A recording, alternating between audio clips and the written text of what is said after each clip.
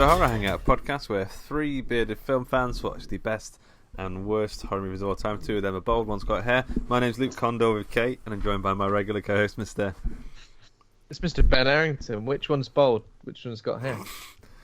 You can tell by the sound of our voices. And also our regular co-host, Mr. It's Andy Conduit Turner. Sorry, guys, I have to adjust my headphones. All this hair in the way. It's not a problem I have. That's a wig. I can tell. Let's spray on hair, that, right. Yeah. Yeah, just You from the get that for dog out of my head. I've got a new toupee Yeah, from brand Santa. new. Yeah, I'm good. Hello. Hey, right, okay, so we're at the end of the year. I think it's the new year as of tomorrow and a few hours. But we've had Christmas and we've had time to drink and eat and do stuff and watch films and get hangovers maybe or not. And we've been thinking about like our end of year list. Last year, me and Ben, we did top 5, some honourable mentions and some bits and pieces. So we thought we'd do the same this year. Yeah. We thought we'd invite Andy along for the fun of it. Because, you know, he might have seen stuff that we hadn't seen. We might have seen stuff that he hadn't seen. It could be a lovely exchange of information. And, you know, we'll go away feeling better about ourselves and be more knowledgeable on the genre because of it. Yeah, exactly. Exactly So, that. is there any news you wanted to share before we...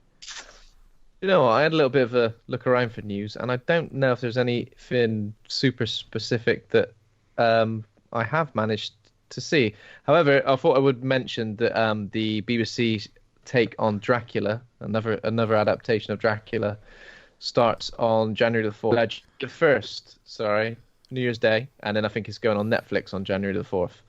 So I wondered if anyone's seen the trailer for that, or if anybody likes the look of that. It's Mark Gatiss, isn't it? Mark Gatiss and someone else put it together. It looks good. Although, again, I don't know if I'm ready for another Dracula adaptation just yet. Nothing is quite top dead and loving it, Luke. No. No. Leslie Nielsen, the quintessential Dracula. Exactly, yeah. Yeah, or maybe, when would you be ready for one? Because it feels like it's one of those things that obviously gets there's some form of adaptation every couple of years, so how long should they leave it, Luke? I like to save them up 50 and watch years. about 5 in a week, and then I'm done for a while. You're crazy on it. Yeah, but this one looks kind of interesting. I don't know much about the lead actor who's playing Dracula. I think he's like Danish or something. So yeah, having a sort of unknown guy take on it must be pretty cool. Yeah, I'll give it a go on the old New Year's Day. Why not? Yeah, give it a try. Any other news that anybody knows about? Well, have we heard? This is half-remembered news. I don't know who the team was who put it together, but the team who made the Friday the 13th game, the sort of 4 against 1 game sort of thing, where one person plays Jason and the other players play the camp counselors. I saw that they were making a Predator game, which is the same thing. Yeah. So it's like 4 people are the commandos in the woods, and they're killing soldiers, and then at some point the Predator joins in and has to sort of kill and skin everyone. This is Predator Hunting Grounds, which I think they showed the trailer just before they showed the Resident Evil 3 trailer on PlayStation's State of Play. But yeah, like a multiplayer, I guess you can play online as well as locally, but it looks pretty interesting, pretty cool. Yeah. Everyone, pretty terrifying running through the jungle. Scared of the old Predator. Scared of the wobbly air that moves around him. Bloody wobbly air coming out. Is that a gas leak? That's a Predator! Can you be any of the characters from the movie, or is it just like you're just nameless Marines? I bet you can be Arnie for like a paid DLC pre-order. Exactly, yeah. Yeah, that's probably true. It doesn't say anything about it from this write up, but yeah, interesting. I was dead into the idea of the Friday the 13th game. I backed it on the Kickstarter and everything, but then when I got it, I realised that it was got to play online with bloody other people, aren't you? The worst. Yeah. Stupid people that are always like better than you. It's like, I like playing against the computer and being good at games, not online and shit. I played the Dead by Daylight one a fair bit. So which was there's loads of horror icons in that. You can get all of them, can't you? Well, they sort of made their own. So there was like a Leatherface equivalent and like a witch equivalent or whatever. And then they started to sort of get right. So there was Michael Myers in there, and I think I don't know actually who else is in there. I think there's a Scream. Maybe there's a Freddy. Yeah, I think there's a Freddy. Yeah. But that was really fun. I mean, you're right. I mean, it's too difficult. I mean, if you manage to go up against someone who's playing for the first time, you might stand a chance for winning. But if you're playing against anyone experienced, it's just far too difficult. And it's really off-putting. Like I think with games like that, and most games have a big online component.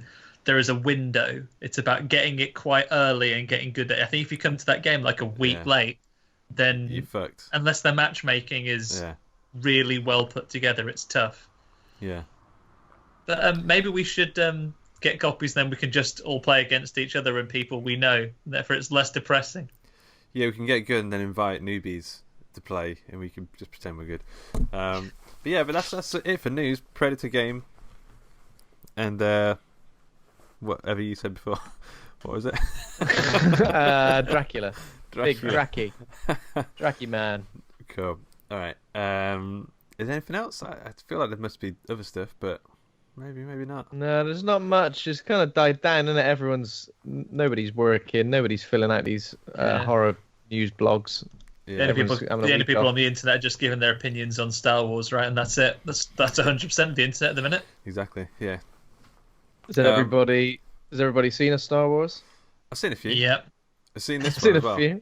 Yeah. Sorry, I took Dad. He hadn't seen the other two of the trilogy, so even though I was like, "What the fuck's going on?" within 10 minutes because there's so much information blasting into your face, my dad was he was like a shell of his former self when he walked out of that cinema. He had no idea what he'd seen. Am I a Jedi? God might be a Jedi after watching that. Out of there, yeah. It's fun. I thought it was cool. I mean, it's plenty of plot holes. Well, I don't know if it's got a plot hole. I didn't put it into any scrutiny at all. I just thought, oh look, there's a VR trooper in here. There's a little mechanic puppet thing that was really good.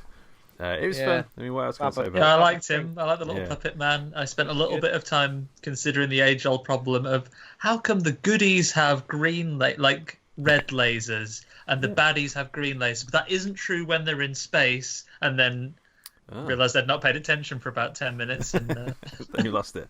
Yeah. There's a few things. I mean, we'll go to spoilers, I guess, because people are probably going to watch it. But I think if you've seen the others, you may as well watch it. I mean, and it's fine. Yeah, it's fine.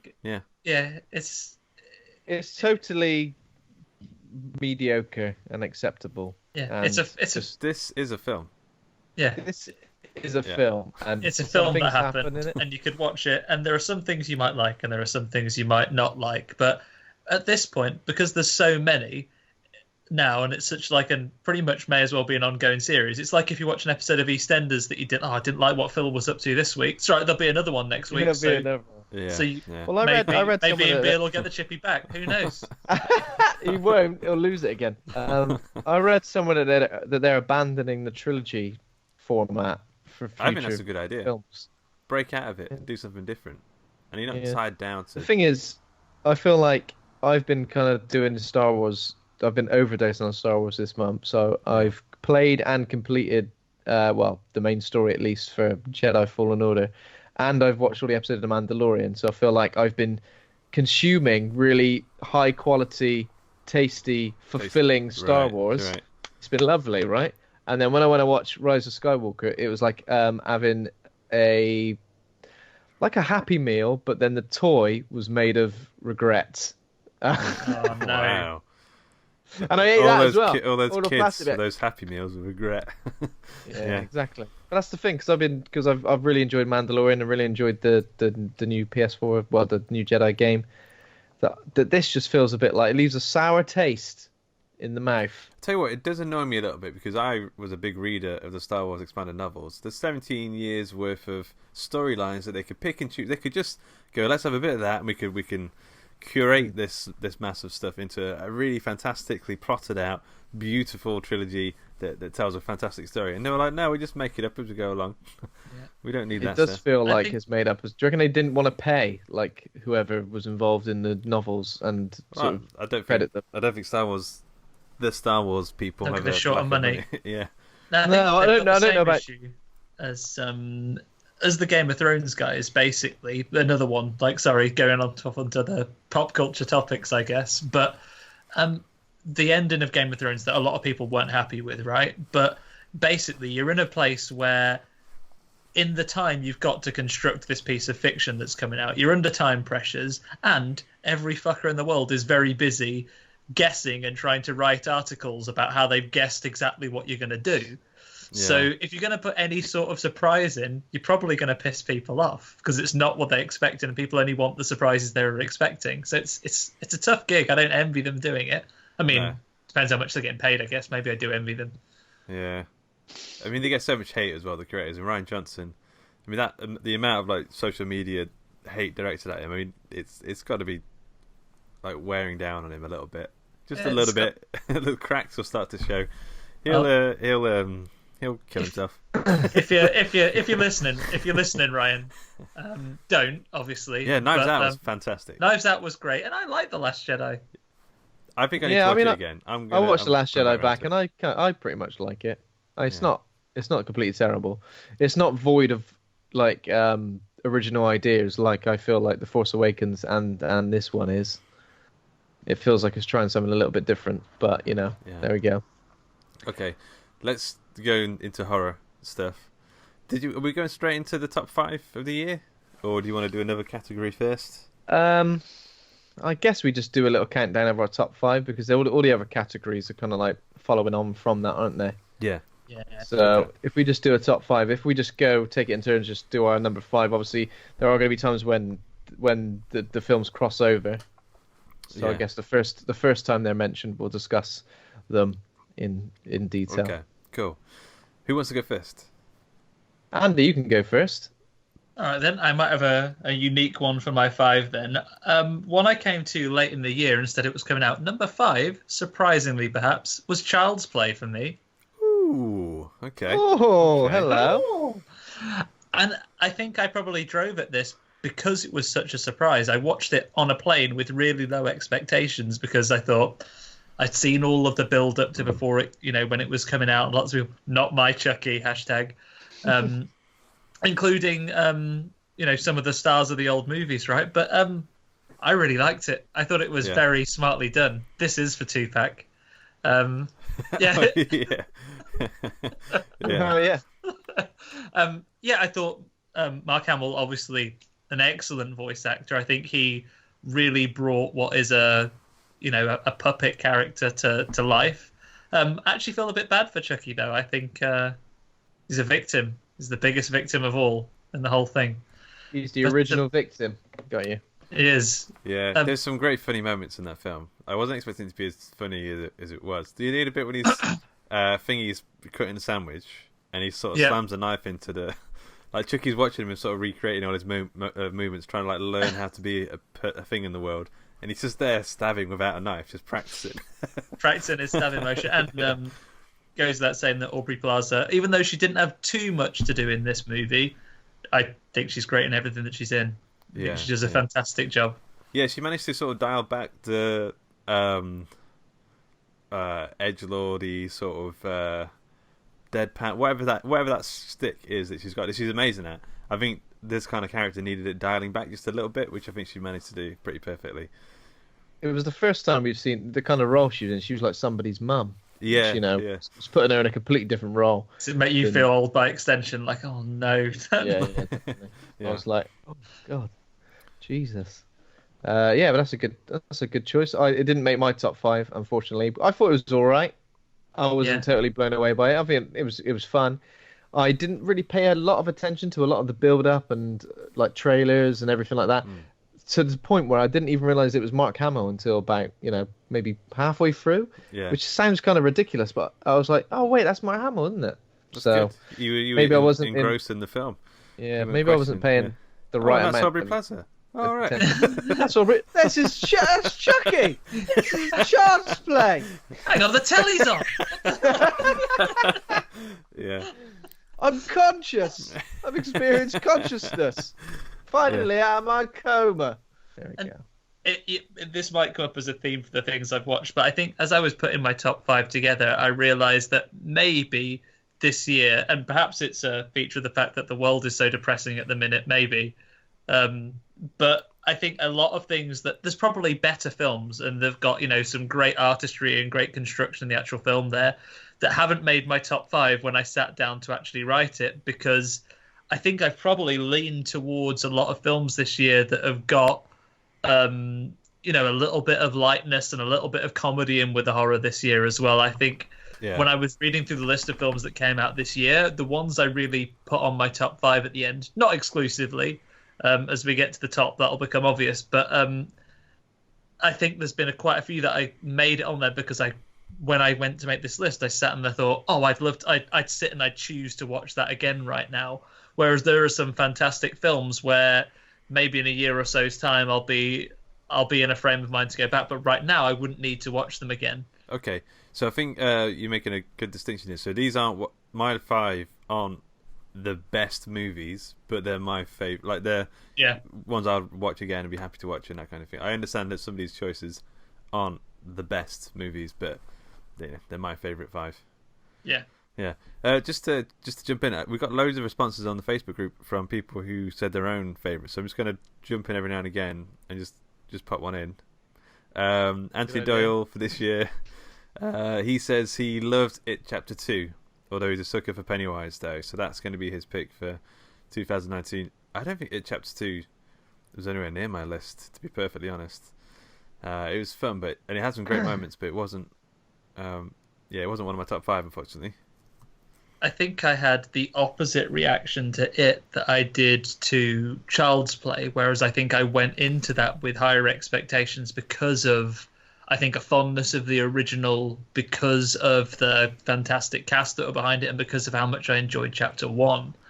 And then as a result, there are elements of it where it almost feels, and this is no bad thing, I guess, but almost like an anthology piece or a clip show where it felt a bit disjointed and you were just having brief segues between another set piece. I felt maybe it didn't hang together quite as well as it might have done. But it's nothing against the way of the film. I'd still say it was a film I enjoyed, just didn't quite break top 5 for me. Yeah. How about you, Ben? You look very thoughtful on the concept of it. Yeah, I know what you mean. Yeah, I was just looking back at my list then for a second, just thinking, were they my favourites or am I in the same frame of mind as you two? But yeah, I think they're my favourite. It's a combination of like being the best horror film. Well, sometimes your favourites are the best movies. Like there's and then there's maybe two occasions. There's 2 in there which I've kind of like added as being. They've kind of nudged a couple of others out just because over the course of time, I think I'll look back on them fonder than I do any of the others. Yeah. Cool. Okay, Ben, do you want to take? What's your number 5? So my number 5, with that in mind, is Scary Stories to Tell in the Dark, which I think I was pretty happy with after we saw it and after we recorded our episode. But since then, it kind of is something that I've been telling people about, and sort of, it's a weird one because it's like a PG-13 or like a 12A horror movie. It's like a Goosebumpsy movie. But people die in it. Like bad things. People do die in it, yeah. But at the same time, I guess it's kind of like not a child's movie, but it's kind of in that vein, isn't it? Yeah. And a lot of the iconography I kind of really enjoyed, and it's kind of been I think it's been some of the best monstery stuff we've seen this year. So I really enjoyed it, and after we discussed it on the episode, I decided to include it in my top 5. I'll tell you what, I don't think I'm ever going to forget the hugging monster thing with the big fat face. Have you seen it, Andy? Yeah, did I talk to you about it or just listen to the episode and were you on the episode and talk along? Just think along as I went. Sometimes I think maybe you were on the episode because I remember when you went to see it and then you said, "Oh God, I can't remember." Yeah, I may have been on that one, but yeah, I liked it. I enjoyed it, and I think what gets me is this is kind of a movie that I think maybe the things that we didn't enjoy so much about it are purely related to the age we are. I can imagine if I had been the target audience of this film, it'd be my favorite movie. And then there are people that will have whatever the version in 20 years is, in the future of podcasts, where it's directed straight into your brain or what have you. They'll be the ones talking about how this was their first horror movie, and they'll be, they'll watch it time and time again and always go back to it. I think, it's got some great work in it too. I think because I had like absolutely no expectations going into it, I think it really did surprise me. Whereas things like this year, something like It Chapter 2, or perhaps Pet Sematary, where I had massive expectations going into it, and I loved the look of it in the trailers, and ended up being, hugely disappointed by Pet Sematary, and then kind of disappointed by It Chapter 2. This was something that stood out to me because I didn't have any expectations. I think it delivered from start to finish. It's always the way to go. Have no expectations. Just don't expect anything.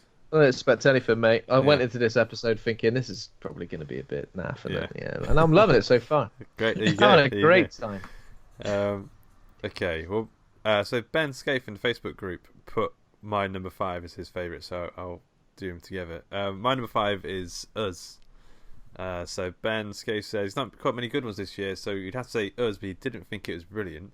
I'm the same sort of way. I thought Us was fantastic mostly, but I really it's that exposition scene at the end really sort of did not sit right with me. But the rest of it was great. Like the music sequence at the end where they're sort of dancing and slashing at the same time, that was fantastic. The build up was great. It's just another sort of Jordan Peele great movie. I was on this one as well, Luke. So Us is my number 3. Right. For this year. Us is my number 4. Okay. Yeah, and all the same things you just said. Like, I think it's not without its flaws. Jordan Peele is, without a doubt, one of the continuing rising stars of horror, and the stuff he's done just this decade alone has been fantastic by and large. Yeah. And all the same things you're saying, that the musical cues that come into that movie, and there are some shock moments, like the scene where the clones of the main family first turn up in the house, and when they visit the other family that they know as well. There are some great individual moments of that movie, some really shocking moments. It just unravels slightly with the explanation at the end.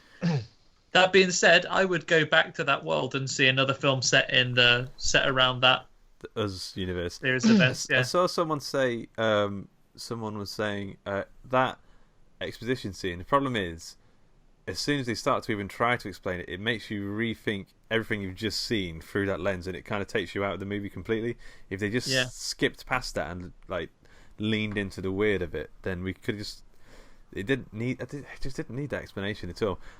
Just a quick one as well. Natalie Guzzi in the Facebook group put Us in her top 4 of the year as well, and Kelsey Jankovic mentioned it as well. And Ben, you got it in your number 4. Yeah. So it's my number 4. I don't know if you guys remember, but the trailer for this dropped on Christmas Day last year. Remember that? No. On memories. on memories of an easier time. So I think everything from the music, obviously using I Got 5 on it, heavily in the trailers and everything. I got 5 on it. Yeah. And I think I agree is that when there's a lot of mystery surrounding it, as soon as the mystery starts to unravel and we find out a bit more, it kind of loses something that makes it you kind of just go, all right, kind of needs to end now, okay. But I think it's a really well done. Got some of the best. Again, it's another film which is kind of funny, and it is kind of a world you kind of enjoy being in. You enjoy being with the characters, and some really good performances as well.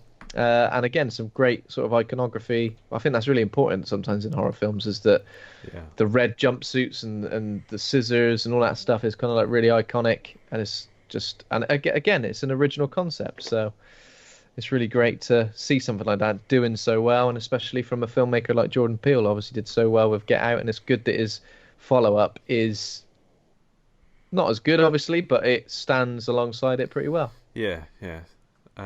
Okay, Andy. Okay, wait, is that right? We've got everyone there? Am I doing this the right way around? Andy, Ben, yeah, me. Yeah. Cool. Done Ben's that's 4, it, so, right? Okay. Oh, of course, yeah. So my number 4 again. I'm not sure anyone else will have this on their top 5. Ben, I know you weren't a huge fan, so maybe you will scoff along with some others.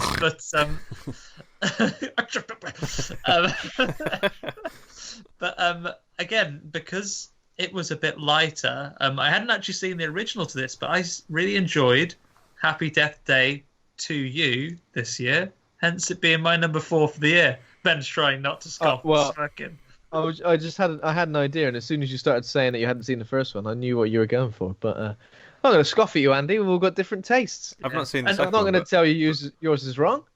I liked it 'cause it was, Oh no! He'd think it, sure. yeah. He's writing it down now. I can see his hand going. Scrying. Wait, so Andy, have you not seen the first one? No, I haven't. I still haven't. That seems weird. I think it's one of those things that was probably on Netflix until I went to look for it on there, then disappeared. I will watch it at some point. I know the first one is it's a straighter horror movie until the end, right? But I just really, I liked how it embraced the silliness. I liked the sci-fi element that it went into. Maybe I'd like it more if I'd seen the first one first. I know it sort of revisits a lot from the first one and sort of turns the genre on its head a little bit. But again, loads of really fun set pieces. I think the lead actress, whose name currently escapes me because I'm now expected to say it on a recorded medium, but I thought she was fantastic. I thought a lot of it was just a lot of fun. And if I'm again thinking back to if I was going to sit down and watch something again right now to close out my year, I could imagine having fun with that of an evening. Yeah, we enjoyed the first one. I've not seen the second one, but the first one is a lot of fun, surprisingly. I think I agreed that the main actress, so just having a look a second, Jessica Roth. Jessica Rabbit. Jessica Rabbit. Yeah. I think she's really good. I think without her, I find these films would be, for me at least, kind of almost unwatchable. I didn't mind the first one. I think the first one's it's like an interesting concept. It really leans into like the slasher genre, but something about the second one, I don't know. Something about the second one, I almost felt like it really wasn't a horror film. Like I can't think of any moment in it that was like a horror film. And I think there's at one point there's even a montage of her killing herself, isn't there? Yeah, I mean it's apart from the trope of the slasher and the mask, it's not really a horror movie at all. Not really, but an interesting take on a horror trope, I guess. But I did include that was this year, Happy Death Day to You, wasn't it? I think because I missed the first one, I kind of got a bit confused as to when these films were even released. Yeah, it came up on Letterboxd as 2019 when I was looking through what was out. So was it one of those maybe that had different releases in different sides of the Atlantic, and it came out at a funny time here. Yeah, well, I've listed it in another category, so I'm pretty sure it is 2019. There you go. So Ben, your number 4 was Us. Yeah. Okay. We'll chat about that again. So it's on to me then, I guess. Mm-hmm. For number 4. Okay, my number 4 was so I liked this when we first talked about it on the podcast, but it's the more and more I think about it, the more I enjoy it, and that's One Cut of the Dead. I think, although it's kind of painful to watch the first 40 minutes or so, like the next 60 minutes or whatever it is are like fantastic in every way. They're really emotional. They really get you in that sort of DIY filmmaking spirit. They laugh out loud funny, like insanely funny, and it's just a bizarre movie. And I like the story, the fact that it's the director was sort of they were like made it on their own budget, and they're now like kind of huge in Japan. They've made tons of money from it. It's just like a win-win on all bases. Andy, have you seen this one? No, it's on my list to see. I listened to the episode, so I've spoiled it for myself, as is tradition. But I think you'd be fine. I will still watch it. Yeah, you should. I saw someone on a Facebook group put they've been watching One Cut there for 19 minutes and they're thinking about turning it off. What's everyone raving about? And everyone's in the comments were like, "Don't, just keep going, just push through that first bit because it's fantastic." It's an unusual Facebook. But hang on a second.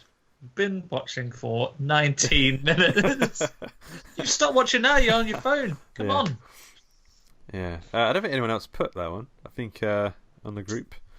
No, I didn't. So I did list that in a different category, but I didn't list it in my top 5 of the year because I don't know if it's actually listed down as being a 2019 release on some stuff, but obviously okay, it was. yeah. It probably was a 2019 release for, UK audiences or something. Yeah. Okay. Yeah. Andy, back to you.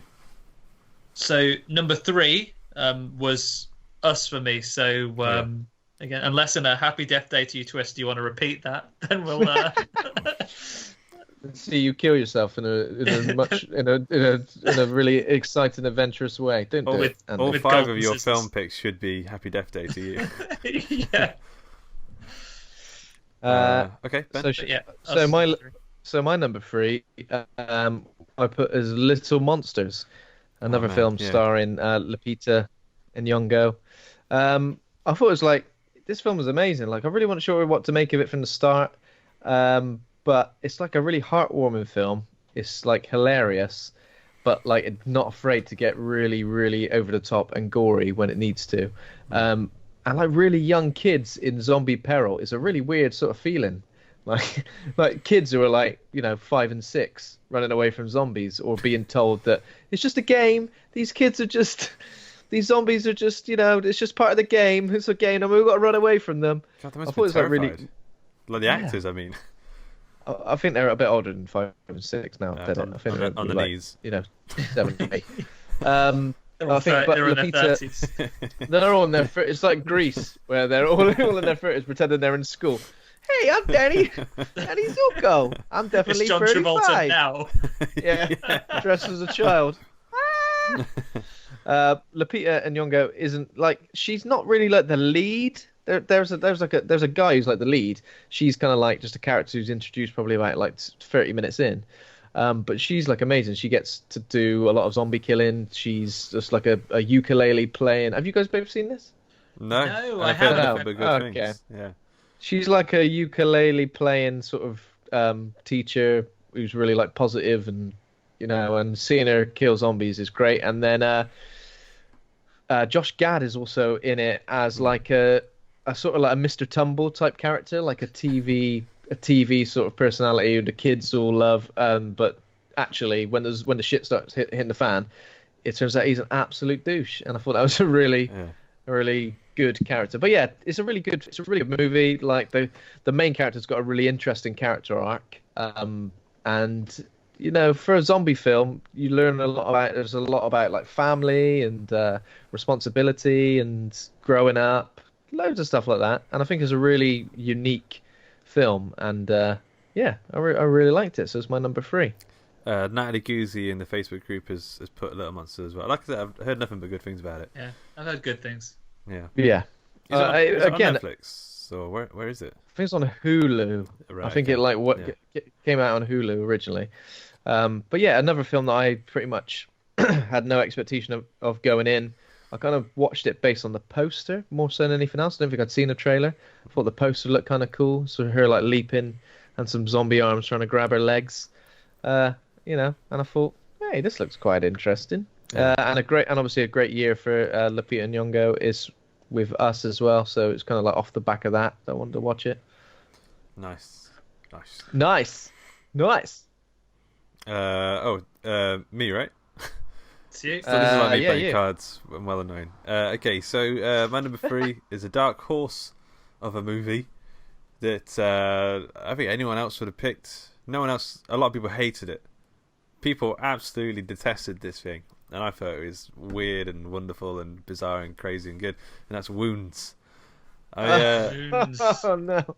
It's fantastic. Like it's really disturbing. This film. He's scoffing there, Ben. He is scoffing. Oh bloody hell! It's no one for his scoff notebook. Then he won't scoff outwardly in. But this is fantastic. Andy, you watched it? I mean, I'm guessing it doesn't. Of course, no, I've not got around to it yet. It's been What? I'm experiencing my own hell and I'm moving house. So okay, yeah. all my free time is spent doing. Well, you may hate what is it. it, a horror show? You may hate it. I mean, a lot of people have, but I don't know. It's just disturbing and it's unsettling, and that's what I like in a horror movie. And it's got I won't spoil the ending, but it's it doesn't end well for the I've got people. I've got it on my watch list. This is the one where they find a phone, right? Yeah, yeah. So the setup is Army Hammer works in a New Orleans bar, and there's a big fight that breaks out in the bar, and there's some teenagers who are like laughing about it. One of the guys in the fight gets glass in the face, and then the teenagers leave, and they leave this phone behind, and he unlocks the phone because he can see their fingerprints on the screen, and the dust and smudges and stuff, and then he finds really disturbing. It's like a modern Lovecraftian thing. They find a disturbing artifact, and on it he finds really disturbing ritualistic things on the videos and stuff, and then he starts to find a cult coming after him, and it's very sort of cosmic horror, weird horror, that sort of it's great. That sounds great. I don't know anyone would scoff at that. I'll maybe watch that a bit later. Well, I think maybe watch it tonight even. The biggest comments I've seen about it, people are saying it's just they don't like Armie Hammer. He gets a lot of stick, like unwarranted, really, because he's a good actor. I like Armie Hammer. I like. You've seen The Man from U.N.C.L.E. with the Superman from U.N.C.L.E. because Superman's in it as well, right? But I've not seen he's good. But, yeah. Yeah, it's a good film. What was I going to say? So people are saying, I think people are just confusing it with something that's a bit more like not The Grudge, The Ring or something. Evil technology, that kind of thing. But it's different to that. It's not one of those films, I don't think. I like Armie Hammer, but I just feel like his character in this was like a bit of a douche, and I didn't feel like he had any like. That's good. Yeah, I don't. I was like, am I rooting for him? Am I rooting for someone else? Like, what's going on? There's this guy. He's like working in a bar. Why am I supposed to be interested in this guy? That's what I kind of felt. Do you know what I mean? Yeah. And I just felt like it was one of those films. Like it really did threaten, or it really did seem to be going somewhere. But I mean, for me at least, I felt like it had no payoff. So like all these things, obviously, like the Lovecraftian things, I felt like yes, they kind of dipped a toe. I also kind of feel like they could have dipped a foot. Didn't go all the way you wanted them to. Well, I've heard someone say a similar thing, but they didn't see a thing at the end, which I don't know how we can talk about it without spoiling it. Sorry, I'll forget. No, it's all right. I'm sure you did see it, but maybe it just didn't click. But I really liked it myself. So maybe I'll go with that. Yeah, there was a picture on a laptop of someone's arsehole, wasn't there? Yeah. At one point I was like, someone's arsehole. Is that? And have they got? That's why it just reminds me of my own laptop. I was like, I can relate. Anyway. Yeah, exactly. And I do obviously like what's her name? Dakota. Yeah, she was a bit milk-soppish in this one. She's like she was a bit of a nothing character. Zazie Beetz is in it. Yes. I don't understand what kind of character she was supposed to be. Armie Hammer was like trying to cop off of her, but she was always like had a boyfriend hanging off of her. All right, I was confused by the whole scenario, mate. Fucking that's free. That laying into my list. Get your notebook out and start writing in that. So yeah, it's I think it's great. I think it's definitely stuck with me more than most films this year. So that's what I'm going with. You can't take it away from me, Ben. Andy? Is it back to me again? Yeah, already. So number 2, right? Number 2, again, theme emerging here, maybe because it's Christmas and I've been playing a board game or two. I really enjoyed Ready or Not this year, so much so that it is my number 2 pick of the year. I loved Ready or Not. Samara Weaving is great. The cast itself was great. I enjoyed the slasher elements. I really enjoy the payoff at the end, both in terms of it being hilarious and a nice way to end the movie. Some of the set pieces were good, but at the same time, I'm leaning into the bits that were humorous and a bit lighter about it. There's some great genuine tension in that movie when she is, when she's hiding like behind the kitchen cabinet when the guy is there making his tea, the butler. He's like whistling, singing to himself, operatic singing to himself. Yeah, it's funny. There's some great moments in it, and there are some great individual like kills as well. Even the ones that are then played off for comic relief, like with the identical maids, all of them being someone's favourite that get killed off by someone. Yeah. And there's the horrible Terrorhawks grandma that that's really into the murdering people, and yeah, it's a lot of fun. And again, I think of a film that I would, you know, buy on home video cassette to watch again, or put on when friends come round for a bit of a horror movie night. This is one I think I'll bring out years from now. Yeah, yeah. I really liked it. It's not on my list, but it's an honourable mention for me. Ready or not, the problem is I think I saw like an early cut of it. I saw the Scream Unseen. I remember you went to the special and screen. It was missing some audio, which is weird. And I think like some of the editing felt like it needed, like it wasn't quite tight, like to be like it would be lingering on for a few seconds too long, so it didn't quite feel quite as snappy as it should have. But it was great. I loved the ending. I think it was a perfect ending. Yeah, not on your list, Ben? Same here. It's not on my list. It didn't quite make my honourable mentions here either. Comes the but notebook. Watch out. But I mean, I thought it was all right, you know. Got away easy with that one. It's not even a notebook now. It's just photos of us, like me scratching the eyes out with a compass. Yeah. I've drawn Andy, but I've drawn him bold. Oh He's no! just gone, yeah. How do you like it, huh? Okay. Ben, what's your number 2? Number 2, I've gone for Doctor Sleep. But another one that's kind of like stuck with me. I think it might be a little bit too long. Maybe a little bit, but I think it's up there with some of the best Stephen King adaptations because, you know, when you've read the book and then you see the film, there's obviously always that thing where you go, "This ain't how I pictured it in my brain." Like you expect the filmmaker to somehow pander to your imagined world that you've done. But this was one of those where I was like, "This is how I imagined it in my brain," and there's something really satisfying about that. But yeah, I think in all the Shining stuff, which obviously there isn't all that much of in the book, it did really well. It did really well marrying those styles between Stephen King and Stanley Kubrick, but also it had its own like individual identity. Obviously, the fact that it's like a Mike Flanagan film. Given you felt it was a bit long, Ben, are you up for the? Isn't there an extended cut coming out when it comes to home video cassette and Blu-ray? Extended or a director's cut or something? Yeah. I mean, sure thing. I'll watch a little bit more of it. I think Rose the Hat, played by, is it Rebecca Ferguson? Yeah. Is pretty superb. I think Ewan McGregor is solid throughout. The young actress playing, what's the character's name? The young actress playing... Abracadabra, that's it. Is really good. And, you know, the fact, as soon as we get to see the Shining stuff and we hear the music and there's that panning shot, that drifting... tilting shot, I got goosebumps. I was all over that, mate. Yeah. Well, okay, yeah, I'll go to my number 2 and then may have given away my number 1. Okay, so number 2 for me was I don't know if you guys saw this one, but it's like the most disturbing film I've seen in a long time. It's Gaspar Noé's Climax, which is that Disco Inferno one. Mm-hmm.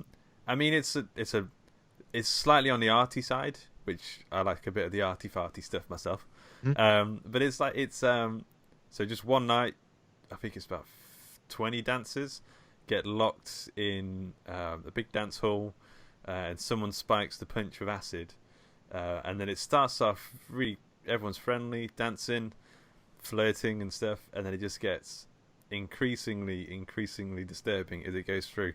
Like it's fucking wrong. Some of the stuff that happened in this film is like morally abhorrent, but like you feel dirty watching it. But I need a little bit of dirt every now and again. I need to like feel.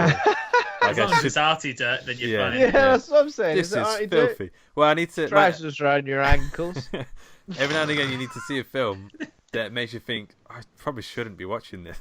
I like that in a film. A film that, like, if your partner or your mum were to walk in, what are you watching? Oh, porn. I'm watching porn again. Yeah. As long as you're not watching any, as long as there's no murders. Nah, just regular. As long as you're not watching a Gaspar Noé film, are you? Are you? Admit it. No. No, I mean no. So it's if you're looking for like a very intense couple of hours, then yeah, you can't go wrong with this film. I'll just go down to local Asda, mate, for an intense couple of hours. Yeah. No, this is on my list though. This is on my list of something I wanna see because I think I've seen Irreversible, I've seen Enter the Void, both of which are like baffling, but somehow cathartic experiences. This one isn't really. I haven't seen either of those, but I know Enter the Void specifically is kind of like a mind fuck LSD trip. Yeah, yeah. DMT I trip. saw that Yeah. quite a few years ago. Yeah. So I mean, it's over 10 years old already. But yeah, there's loads of stuff like weird point of view stuff and Yeah. weird life after death shit. This one isn't so. It's not so head trippy. I mean, you know everything that's going on. It's just you're the sober one in the party. I mean, that's what's quite effective about it. Is you're the sober like fly on the wall. All And right, you guys, can- everyone you calm see down. everyone Let's go else. get a kebab. You know when everyone starts like drinking, everyone starts turning to dickheads. If you're the sober one, it's like that, but times 20, 21. It's good. It's The really good. sober one, and it's your house as well. It's like, no, put a coaster down, you dickheads. And I got Yeah. Fabergé eggs everywhere. Careful, the Fabergé eggs. Some mom's coming over tomorrow. Come on. Yeah. Back to you, Andy. Right, so am I getting the honour of going first with number one? So for my number one this year, a film I was about to say it completely bucks the trend of everything else I've had, but actually it becomes a comedy in the last 10 minutes, so that's fine. It was Midsummer for me this year, I think. And I came out of it as I was watching it. The whole film I went through thinking, this is quite a disturbing and hard hitting thing that's happening. Yeah. And it's only in the last 10 minutes where it becomes hilarious. The sex. Yeah, with a bear. Oh, right, okay. Oh, okay, you found that was a joke, was it? Yeah. That's a bloody joke, mate. Yeah. But putting a man in a bear costume, he was, like, to be fair, he deserved it by the end. He was a wrong un. Yeah.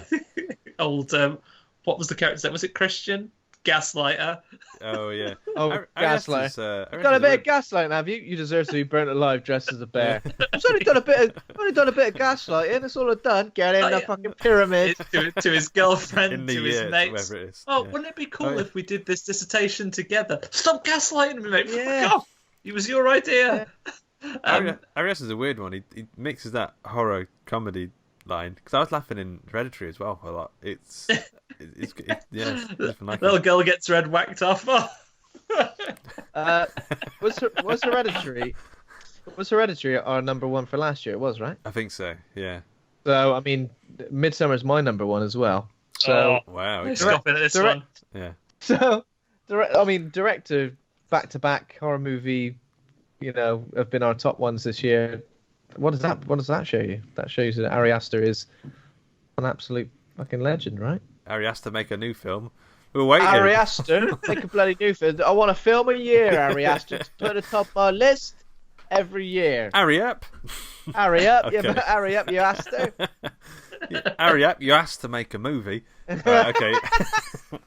Get someone in a bear dressed up to get a lot of fire. It'll be well funny. I think I think with this, you've just guaranteed we'll get invited to the premiere of the next one, right? Or Exactly. a band for life. One Yeah, of the either other. or. I mean, what's it called? Midsummer has turned up on a lot of people's favourites. Natalie Guzzi's one of her favourites. Kelsey Jankovic is one of her favourites. David Nesbitt, Midsummer. Yeah, everyone likes this one. It's in my honourable mentions. I would have put it like well, it was actually my number 5, but I think it was One Cut of the Dead that I slotted in that pushed it out.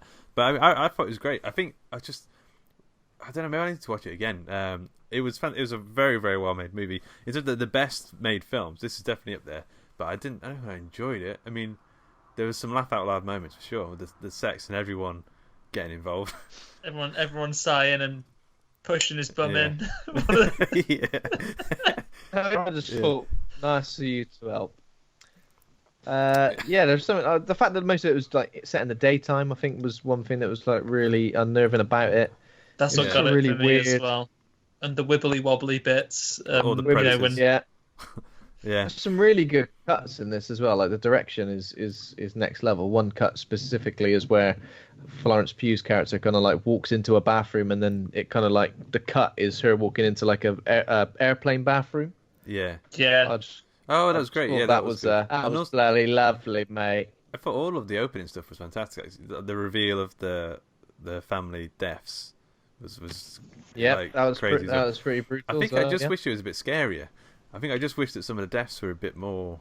I mean, oh my god, I'm never going to forget those. You know, those two old people that jump off. Yeah, when MC Hammer comes and really finishes the old chap off, it's Oh yeah, MC Hammer finishes the old chap off. Oh, push his head in. Don't finish him off like that. He's not in the mood. I mean, like he was just so like moving. bluffed his dive and managed to land on his legs and not his bonds. But He went, yeah. Why did he go feet first? that was That was- stupid. that was weird. Do you think he sort of chickened out a little bit at the end? He was like, Yeah, he just said, "Oh, maybe if I land on my arse, it'll be all right." Because my imagine arse if he did land on padded. his ass. That's the you know, you land, Oh, you slip on the stairs, and you bang your coccyx. coccyx on the stairs. Fucking hell. well, that'd really sting. But maybe it was just that like they'd said, "Oh, now have you been practicing your dives?" And it's like, yeah, I've been practicing my dives, been watching Tom Daly, and he just hadn't. And we're like, "Oh, diving. I had swimming lessons when I was a kid. Diving was hard. Pretended I got a cough to get out of it." Yeah. But yeah, He's like, it's, he just hadn't prepared think- himself. yeah. Florence Pugh's performance is, really up there. Obviously, the last few years we've had we've had a few years of iconic horror performances where people are either doing a really incredible shocked face, Toni Collette, Get Out, and now Florence Pugh, or a silver tear running down their face. There's something like really sort of iconic about that. Yeah. And I just think that scene with Florence Pugh sort of like howling in pain and howling in agony, mental agony, and everybody sort of like screaming with her. Yeah. Because there's something so strange about that. 'Cause you're just like, what are they doing? And then you Yeah. kind of like get it, and then you're still a bit like, what's going on? It's just something about, cults or, people from. I was literally about to say people from another country. Bloody foreigners. That's Wow. the true horror that's the true horror of 2019. Foreigners, all right? That's it. I'm joking, Yes. of course. But still, there's something really odd and strange about that. There's a culture that nobody has any idea about the true nature of, and as more and more is revealed about this culture, it becomes more and more terrifying. more and more frightening. And I think that's it as well. Is that there's that area of the film where it's like, at what point would you stop being polite and just I think quite early on. just leave? Yeah. Second, those people got their heads hammered, I'd say. Yeah, but then it didn't get. It did. There was those two people who complained. They're like, "I'm gonna leave a bad Yelp review," and then they disappeared. I mean, my number one is Doctor Sleep. We've already talked about it. I think it's maybe my favorite Stephen King adaptation. It's the most Stephen King. I'm a big Stephen King reader, and it's the film that's really captured what a Stephen King story should be for me. So it's that's what I'm going for. I won't go into any more detail. But I mean, Midsummer, I probably should have placed it a bit higher, but no. Nah. It's in your honorable mentions, yeah? Yeah. What else is in there? We've got Ready or Not, which I thought was great. Child's Play was unsuspectingly fantastic and funny and great. And Headhunter was made for like 10 grand, and it's a really great little indie Viking Skyrim horror movie. Oh, I remember you talking about the Skyrim horror movie. It should just be called that, then I'd remember it better. It's on Shudder in a minute. Like I said, don't go into it expecting like to have your tits blown off, because it's not that film. I don't know what Doesn't that have film is. enough dragon shouts, can't blow anyone's Keep tits the off, and he got level 2. What's it called? Headhunter. The Headhunter, I think. The Headhunter. Yeah. Flaming Headhunter. You'll recognize it's on Shudder in a minute. You'll recognize you'll know which one it is, because the cover art is fantastic, and like the aesthetic design of it is great. It could have done a bit more money for a bit more monster fighting action. I recognize that. Yeah, Do but it's good. It's recognise got some that. cool alchemy stuff going on. 72 minutes. Well, we couldn't afford any more minutes. The That's USB what I mean, drive was full. Bloody USB drives full. Do you remember when, talking of really short films, do you remember Jonah Hex was released and it was like an hour and 3 minutes long or something? And it was like, But what the hell? Josh Brolin, was it? Oh, Yeah. I didn't see that one. I think I did. Is Megan Fox in it? Yeah? Yeah. I think so. It's notoriously, obviously, one of the worst ones, isn't it? One of the worst Jonas. One of the worst adaptations Ever. of Oh, comic okay. book ever. One of the worst films ever, mate. Yeah. What about you? Honorable mentions. So I put It Chapter 2 in there simply because I think Chapter 1 was so good. Yeah. Like, it was better than I ever anticipated it being. That Chapter 2, even though it's way too long, probably like half an hour, maybe even 40 minutes too long, relies a little bit too heavily on, these scare sequences that kind of like, are they dream sequences? What are Oh we yeah. supposed to Yeah. feel? I feel like the threat of Pennywise is almost completely gone.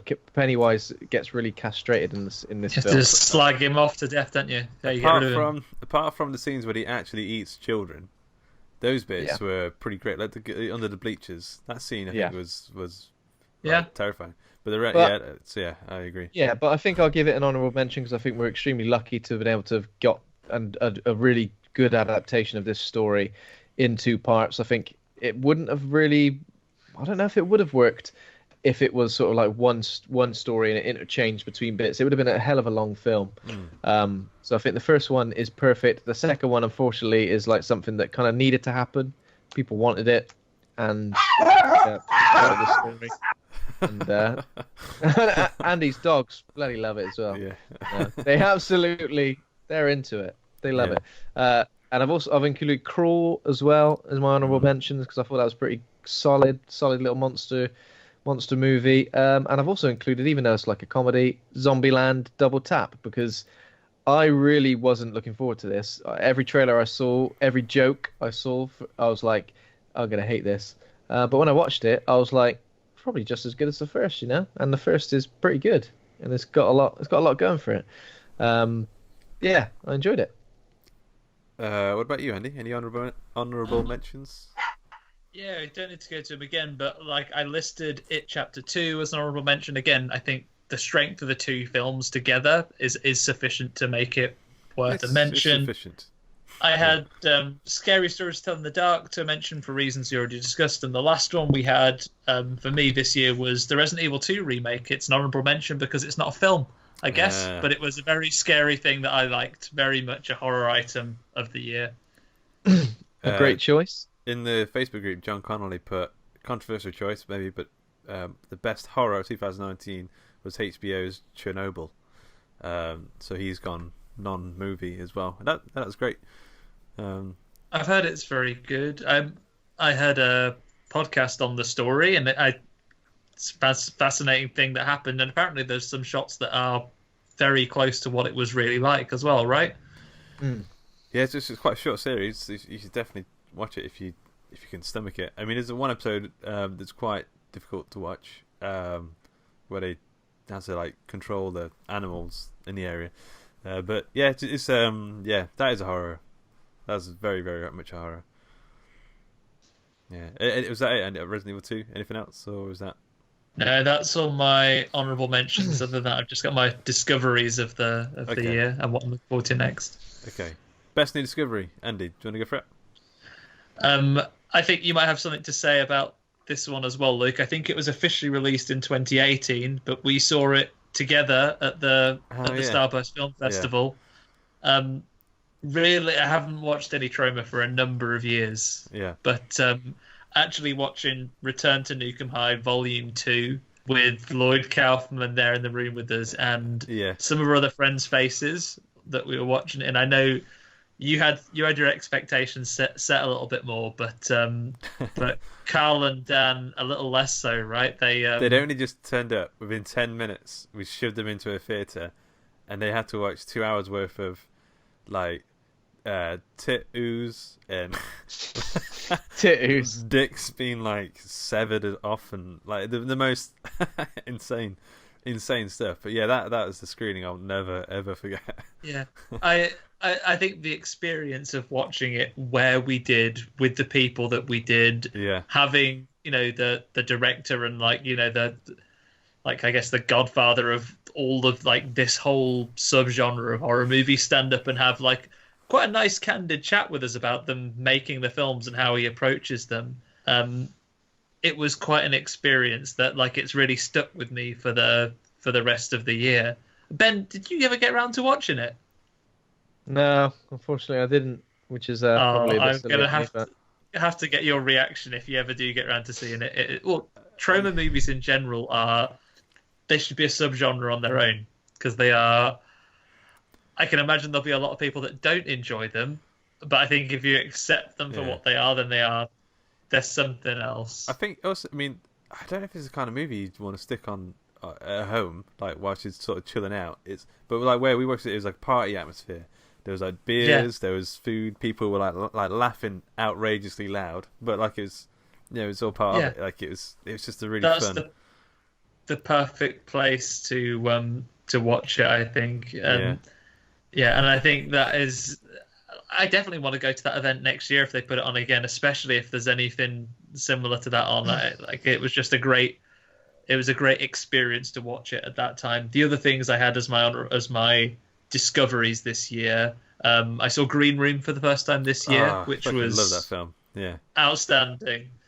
And I also saw Unsane for this year, and I didn't know at the time watching it that it was entirely shot on iPhones. And hearing that after I'd seen it, I was like, so your "Yeah, mind that's blow fairly up. incredible." Yeah, Ben yeah, rated this it one did. a couple of years ago. yeah, I included it in my top five from last year. I think I included it in Yeah. number five. Yeah, to see that that was shot in iPhone just makes you feel like I should really make a film right now. Yeah. I should And start if it's filming not shit at on. least this good, If it's not at least this good, I'm just Yeah. gonna fucking smash that phone into fucking blame the phone. I should have got an iPhone oh, 7. it's because you've got Not six, 6. mate. It's no good. Yeah. It is mad to think that that was shot on an iPhone, and like there are better iPhones out there already. That is, I mean, that is nuts. I saw some behind the scenes clips from that as well, and all the little, little mounts and Gadgets. gimbals they had the phone on. Oh, It's yeah. crazy. You had a little selfie stick, you had a little skateboard that you could push it along on. Yeah, it's just mad, isn't it? It is crazy. But there you go. That's what you get when you're an innovative person. Yeah. So those are things that I played properly by the rules there, right? So this was for things that you saw this year but weren't necessarily out this year, Yeah. right? Yeah. That's a new discovery of the last 12 months, I guess. Yes, and not Yeah. Yeah. really. Could be anything from any time. So in my best new discovery, I included One Cut of the Dead, because obviously after me and Luke watched it for the episode, I thought it was awesome, really innovative, really unique, hilarious, and just like a crazy, crazy time, right? Yeah. I really need to see it. I really do. And I also included a film called The Wailing. Oh, yeah. Not sure if you guys have seen that. So like a South Korean movie directed by There really is a lot of wailing in that film. Hong Tons of Jin. There's wailing. bloody loads of wailing. Yeah. Yeah, it's like really long. It almost feels like it could have been like a mini series or something, like a sort of like 2.5 hours, like a sort of murder mystery with some weird like supernatural elements. But yeah, I really, really enjoyed it. And the leading actor, Kwak Do Won, was amazing. Like just so many different emotions, and it was really creepy, unnerving, and kind of reminded me of like South Korean Heavy Rain, where it kind of Yeah. like just this constant sort of sense of dread as this sort of mystery unfolded, and I really, really enjoyed it. It was bloody lovely. I'll give that a go. Yeah. Yeah, that's on Netflix as well. If anyone wants That's to give that a go. that's got some like tears at the end as well. I think that's like crying from what I remember. It's a good one. I'm liking it. Yeah, yeah. Yeah. It was awesome. So for me, I didn't put it down, but I really should have Return to Nukem High, aka Volume 2, because that was a fantastic discovery. And in that setting as well. But I put Cheap Thrills down, which I was just in the exact right mood for Cheap Thrills when I watched it. Like it was like pitch dark comedy thriller thing about people, and it had David Koechner in, and I love David Koechner no matter what he's in. But yeah, have you seen Cheap Thrills? Did you watch it? No, I've not seen it. So it's about a couple of guys. Both of the guys are down on luck. They've got no money. One of them's just lost his job. He's got a baby on the way. He needs money pretty quick, and he finds two quite wealthy people in a bar. David Koechner and some girl. I think she's in some stuff, but I've not seen. But they say, if you down the shop, I'll give you $20. and then it just escalates and escalates and escalates from there. They have to keep doing stuff. Like, it's funny. Like, it starts off. There's a tipping point when he goes, "Oh, okay, this is a horror still. Like, it's not a comedy, but it's I think you've mentioned this before. Yeah, I definitely should get round to watch that. The episode of The Simpsons where Mr. Burns does that for Homer, right? That's where they got the Simpsons did it. Yeah, Simpsons always did it first. But I remember you explained it before. Like, I'd definitely be up for watching it. Yeah, I think a lot of people like that one. But yeah, I think it's produced by Travis Stevens, who directed Girl on the Third Floor. Yeah, which I've noticed wasn't in your top 5, Ben. It's No, left that one out this year. Maybe. Although, like I say, like the artwork for that film, all the posters are fantastic for that film. I think it's sent one over definitely. to you. Worst new discovery. Does this one make anyone feel really bad? Picking a worst discovery of the year.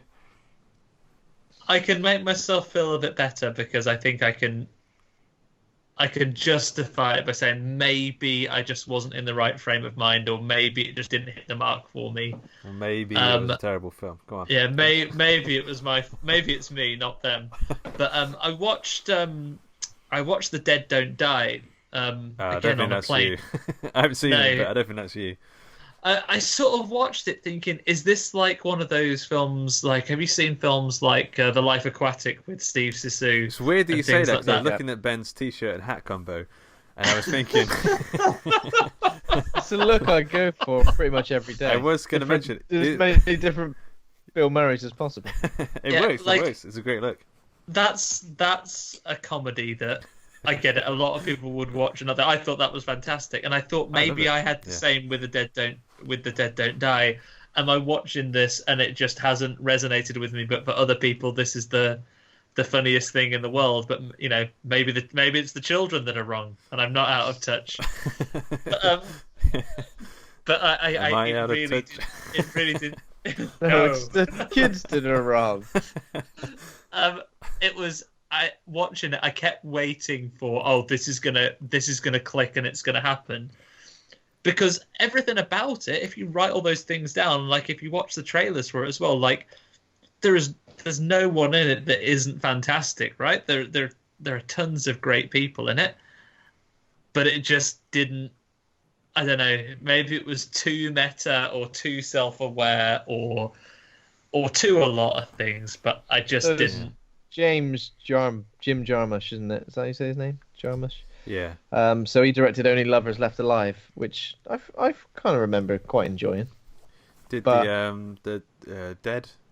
Dead Man? No, it's the Johnny Depp cowboy. Dead Man, yeah. Dead Man, Broken Flowers, Patterson, that movie with Adam Driver. I think that's great. Yeah, so I mean, it just didn't do it for me, which is sad, but. It's what it is. I'd be interested if me and Ben have the same one, because there was film that I'd be interested if our worst discoveries are the same film. Yeah, so I mean, I've listed a few for my worst discoveries. Here we go, from his list. Ben, before you say anything, Ben, I'm going to be writing your name down. If Sleepaway Camp is on one of your bad discoveries of the year. Oh no.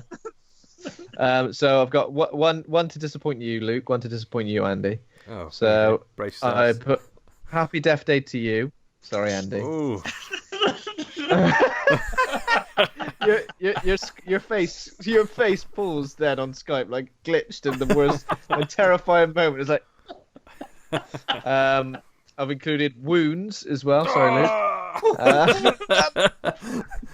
Didn't really get on with either of those. Then I've included Pet Sematary simply because it was such a massive disappointment where I came out of it like shaking my head, shook my head for about 2 hours after that. I know. But I think the worst new discovery, simply because I think it might be one of the worst horror films I've seen, maybe ever, maybe in a long time, but maybe ever, was Ouija. I forgot about how bad Ouija was. Yeah. I also forgot about Pet Sematary. That was a disappointing one, Pet Sematary. Yeah. So I switched that off on the plane. I just went to sleep. Oh, what, Pet Sematary? Yeah. So Ouija, I think, is the most, is like, it's just like it's like getting every bad horror movie trope from the last 10 years, put it in a blender, and then pouring out the gunk, and then that is basically Ouija. Yeah. That's it. Yeah. I've I got agree. a, I agree. Yeah. No redeeming qualities. I I think even it was think just the filmmakers would agree, not the director or the writer, but the people who pay for it, Blumhouse and all that kind of stuff. yeah. Hasbro. I mean, it's I've pretty got- surprising that there is a sequel that is pretty all right. Yeah. But yeah, that original is really hot dog shit. I've got a that terrible on the poster. Sophie's choice for you here, guys. Okay. I'm taking the two films I think I've heard you guys slam the most in the last 12 months. And one of them, you have to pick one that you'd watch again. It can you've either got to choose between this Yeah. or, casting your minds back, Uwe Boll's Alone in the Dark with Jesus Christian Jesus Slater. Christ. Was that this year? Mother of God. I think you talked about it this year. It's not a film from this year. No, Pretty- that might have taken place on my worst new discovery. Yeah, Oh, that really? that one's well That's worse than Ouija. Ouija was looks like a film. I mean, it makes sense as a film. The Alone in the Dark one was like man. you said it's film from the last There's- 10 years. The Ouija one, the Alone in the Dark was like 20 years, like the early 90s, mid 90s, I guess. The worst film tropes. My worst new discovery, by the way, is Bore, which Oh yeah. I just found like I hate to say Did you find it a bore? because it's low budget, so you can't go too harsh on it. But I think there's really bad choices made in that film. Like it was, every choice was kind of wrong. But then you mentioned Alone in the Dark, and I was like, no, Bore's pretty good actually compared to Alone in the Dark. Is that still the worst? That's the worst film you guys have ever touched on the podcast. I think it's the lowest you scored. I think I've got that written down as an F minus. I think it. I think it Yeah. will be. I mean, there's a few that I think Well, yeah. didn't sit right. The Nameless, it didn't play well with me, but Oh, the Unnameable. the The Nameless. Unnameable. Well, that was not But good. I mean, that's had some good moments. Alone in the Dark had no redeeming moments. It was absolutely baffling. Plenty And of irredeeming moments. It was just Yeah. like one of those films where when I was like, new metal is like in the soundtrack, like Yeah. bands like Saliva and Drowning Pool. Yeah, no, going return and just Yeah. like fucking gunfights set to new metal. Yeah, it's Yeah, yeah, that wasn't good. Yeah, there's a Um, second one of those. that's... No. Talking of low budget as well, I didn't like Doom Annihilation. Yeah, we know you which I pissed think- off the director. Well, I don't mean you pissed him off, actually. Hey, who's this white guy on Twitter? Yeah, it was me. Yeah, I didn't Ben, really like that. But that was, spoilers for the next quiz, Ben. I am going to put in a question about how many different demons there are in there. So make sure Yeah. you remember. Now he's told you. yeah. Now he's told me. You just Oh, announced sorry, a one new was film called Ben One was Annihilation. like, oh, there's two different types of demons. One was one demon, and it was the same demon but with a hat on. And he went, "That's a different one there." It's like a palette swap. Yeah. Like when both you choose the same Ryu. No, Yeah, this is yeah, exactly. It's completely different. One's wearing a Groucho Yeah. Marx mask. So films we missed, I guess.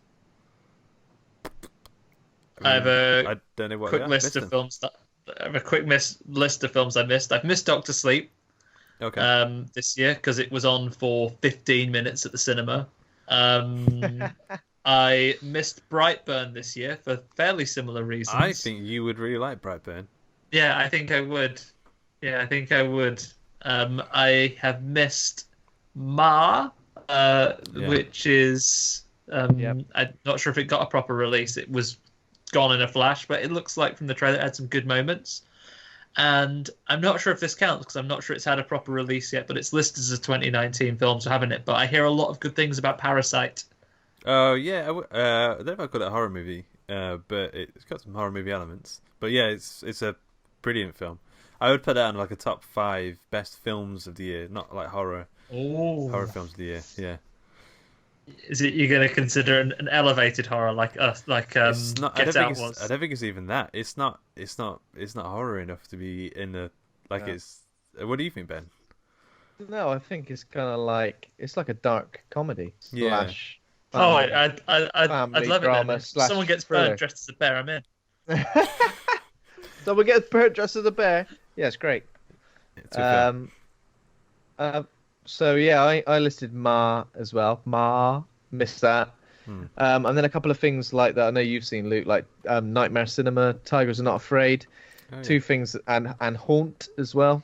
A few things that are on Shudder there that I probably need to watch. Andy, I think you'd like Haunt as well. Seems up your street. Get on board. So I'll keep them on a list to watch maybe early next year. I've got Little Monsters because everyone raves about it. So I think the zombie thing has put me off a bit. I should just get over that and watch it. The Lighthouse, which came out this year, wasn't playing anywhere near me, I don't think. I have that on my list as well as movies I was looking forward to next year. I'm not sure if has it got a wider release in the new year? So it's released officially in January.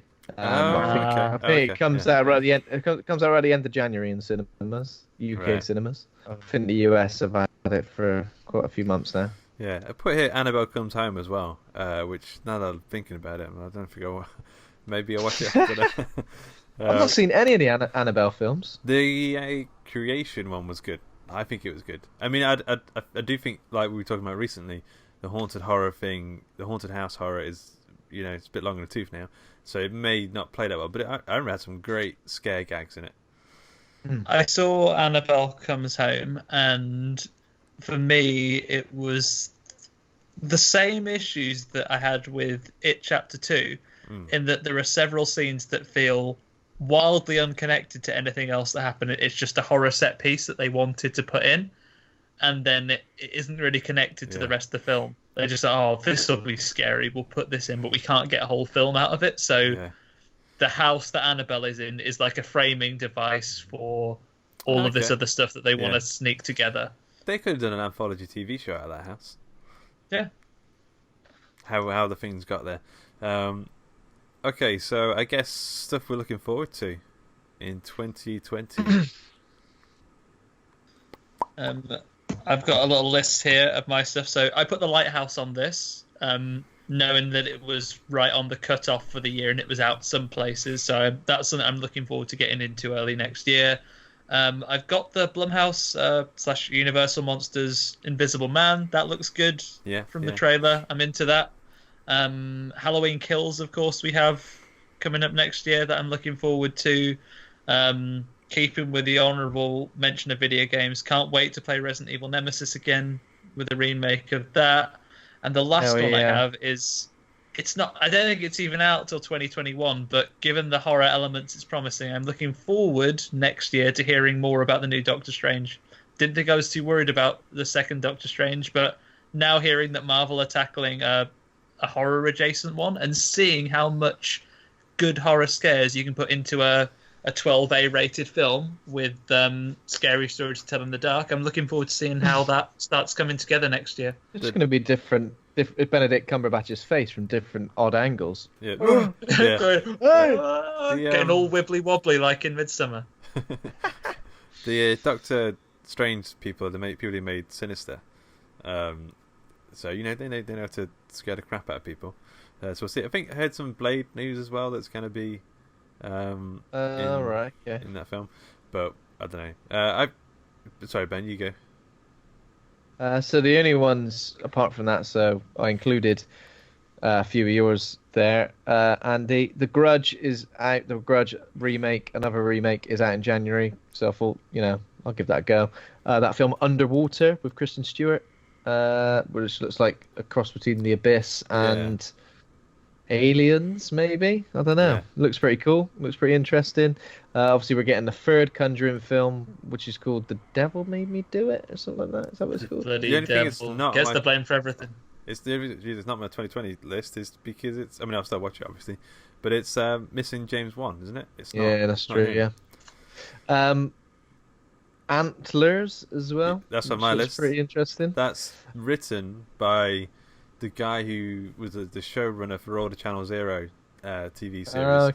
Interesting. He's got like a weird dream horror element to everything he sort of touches. So I'm looking forward, and it's Del Toro, I think. It's producing. How much of Channel Zero did you get through in the end? Have you seen all of them? There's 3 seasons, right, or more? There's 4 seasons. I saw the first 3 seasons. The third season with Rutger Hauer. The first 2 seasons are great. They've got great moments, but they don't. The entire. I mean, it's still worth watching, but they don't come together as well as you kind of want them to. And they've got great monsters. Like I'm sure you've seen the little tooth child. I've only seen the Candle Cove, like the first season one. So I've seen the little toothy boy. Well, the rest get, from what I can tell, way more brutal horror. So like the second one's got some great design. The third one with Rutger Hauer is it's called Butcher Bay or something, and it's about this family of butchers who sort of owned this town disappeared at some point in time, and then lower class people are going missing as they walk through this park at night time, and then they're getting eaten by this family who are like still there but like in a different plane of existence with the Rutger Hauer family, and they're just eating people. Like, it's brutal, but it's just a really weird dream horror, and it's fantastic. Apparently the fourth season is the best one. Is that No End House, or is that season 2? That's season 2. No End House has got some great moments, but again, it doesn't quite come together in the end how I'd like it to. But what's the fourth one's meant to be a bit Nightmare on Elm Street. It's like about like a imaginary friend or something. I'll tell you what, that's one I missed. Daniel Isn't Real. That looks cool as well from what I've seen. Saw a little bit about that. I've got it on my to watch list, but I didn't know enough about it to really comment. Sorry, Ben. Yeah, so Antlers, I'm looking forward to that. I think it'd be good. Yeah, and are we getting Candyman next year? That'd be cool. Is that next year? Jordan Peele's The Candyman. Candyman. Yeah. I thought it was 2020. So it's listed as 2020 film. So it's going to be directed by Nia DaCosta, who's done not all that much. Top Boy, he's done the series, which I've seen, which isn't horror in any way. But yeah, starring Social Deprivation is horrific in its own way, Ben. So you know you're right. You're right there. You're right there, Andy. Of course. So it's dude Yaha Abdul Mateen II. Obviously, he was in Watchmen and Aquaman. Oh yeah, Aquaman. Yeah. Aquaman, the Watchman. Aquaman, the Watchman. So he's playing the leading guy, and he's pretty ace. And Jordan Peele, I think, is involved in some way. Is it like Monkey Paw Productions are releasing it? Is he producing it? Yeah. I thought it's just Jordan Peele not directing it. No. Oh, okay. No. So it's written by Jordan Peele and Win Rosenfeld. Oh, okay. So, right. Yeah. Um, Slated for release on the 12th of June 2020. So yeah. Cool. Oh, nice. So the only one I've got here that you haven't mentioned already, I don't know if this is going to be 2020, but it does say, when I had a quick Google, is Last Night in Soho, which is the Edgar Wright horror film. Oh, yeah, okay. It's a horror film, is it? It's a giallo film set in Soho, London, apparently. Yeah, I haven't really looked into it too much. I imagine if it's Edgar Wright, it's not going to be what it says on the tin. Like, there's going to be some... I can't imagine he's going to do a straight horror film, but I don't know. It's going to be like having a tin of Quality Street and you open it up, it's roses. Exactly, yeah. I mean, he says he's talked about Giallo and Nicholas Roeg, so maybe it's going to be a bit more serious. I kind of hope not. I like the fact that Edgar Wright is more playful, but we'll see. Tricking you with a cast, and it'll be Nicholas Lyndhurst, and they'll be like, "Ha ha!" Yeah. Yeah. That's only just hit me. That's what you just said. Very nice. Here we go. That's it. So we got. Let me just make sure we're all accounted for in the Facebook group. Midsummer. Yep. Chapter 2. Midsummer. Yeah. So yeah, I guess we're gonna do our best favorite films of the decade episode at some point soon. We're gonna do a top 10. Yeah, let's do a top 10, you mugs. We up for that? Fucking hell. Yes. He's already bringing the umbrage. Okay. Now that film's shit. Can't You believe know that. what? Happy Death Day to you in a top 10, Andy. Fucking get out of here. Andy, yeah, you want to jump in for that one as well? Yeah, I'll come and join you guys. Cool. Sounds good. We think we did pretty well at having a good mix this time. I don't think there were too many crossovers. No, I think that's pretty good. I think doing this, I always kind of feel like, it's going to be the same 5, but in a different order. But yeah, everyone included different things. Shows how individual we all are, right? Yeah, and we can all still get along nicely, unless you believe in different things politically. In that case, get to fuckery. Politically, get out of here. Like different horror films than me. Off you That's go. all right. Cool. Okay. Right. Is there anything anyone wants to say before we wrap up? Happy New Year. Happy New Year. Happy New Year to everyone. Thanks for listening in 2019. I hope you continue to listen in 2020 because things are only going to get better, or maybe they've plateaued, and you'll just enjoy good quality podcasts from us from now on. It's not going to go downhill. Don't worry about that. That's a promise. Okay, well, I mean, Unless like all I good roller finally coasters. twist Ben's arm enough to watch Congo, in which case. Yeah.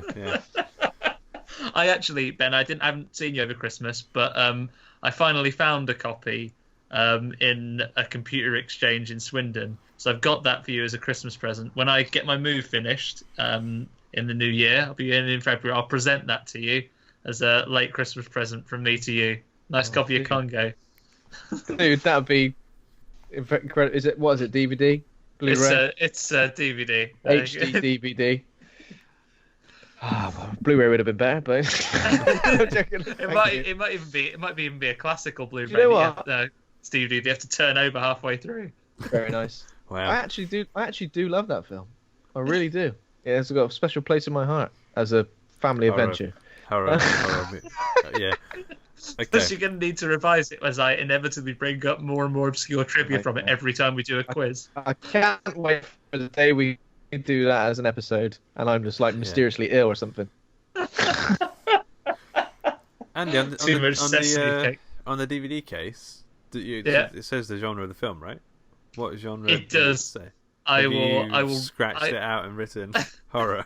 I'll run downstairs in a minute after we finish recording, and I will look at it, and I'll tell you what it says. I mean, I'm just going to bring it up. I'm not trying to tread on anyone's toes. On Letterboxd, it just says adventure/action. Well, I can't believe Letterboxd. I genuinely lost your sound there, Ben, so I can't understand what you said. Anyway, yeah, just brought to you by Hawk and Cleaver. Head over to hawkandcleaver.com. You can be a patron over at patreon.com/Hawk and Cleaver. Congo is a horror movie. Thanks to Kovac Cameron for our theme music. Congo is a horror movie. Thanks to Acast for hosting the show. Thanks to the listeners if you enjoyed the show. Congo is a horror movie. And thanks to my co-host. As we say at the end of every episode. Congo is a horror movie. So thanks, Andy, for joining us. Really good to get you back on next week for the decade pleasure, left. Guys. Thanks to my co-host, Congo is a horror movie, and for being a right horror dude. I can't tell if you're speaking English. It sounds like you're speaking in tongues to me. You just keep saying something that doesn't make any sense. What do you think he said, Ben? He's saying something about Congo being the best action adventure of 1995. Right. Nice one. Right. Thank you, guys. Happy New Year. Happy New Year. Bye.